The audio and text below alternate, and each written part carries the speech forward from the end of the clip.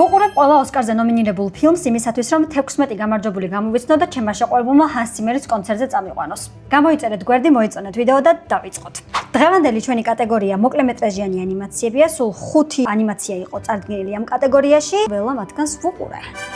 აბა დავიწყეთ.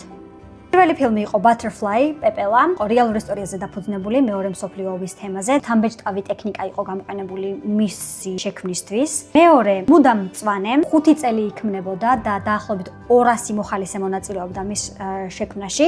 ძალიან საყვარელი თბილი ანიმაციაა. მესამე გვაქვს საპენსიო გეგმა, რო storytelling იქონდა ძალიან კარგი, მაგრამ თვითონ ნახატები რა ვიცი. მეოთხე გოგონა, რომელიც მარგალიტებით ტიროდა, თუ სწორად ვთარგმნი. ეს არის ტრადიციული თოჯინებით შექმნილი ანიმაცია და მისი ნაზავი CGI-სთან. ბოლოს გვაქვს სამი და, რომელიც ვეძებე ძალიან დიდი ხანი, არის დუარსად, ბოლოს მივაგენი, რა თქმა უნდა.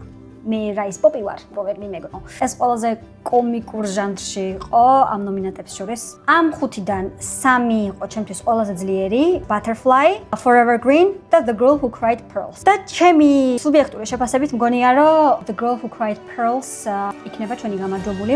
მინდა საერთაშორისო ფილმების კატეგორიაზე გადავიდე. ორი ფილმის განხილვას ვაპირებ ერთ ვიდეოში. თუ გაინტერესებთ კინოინდუსტრია და ზოგადად ჩელენჯი როგორ დამთავრდება, გამოიწერეთ გვერდი, რომ არ გამოგრჩეთ შემდეგი ვიდეო.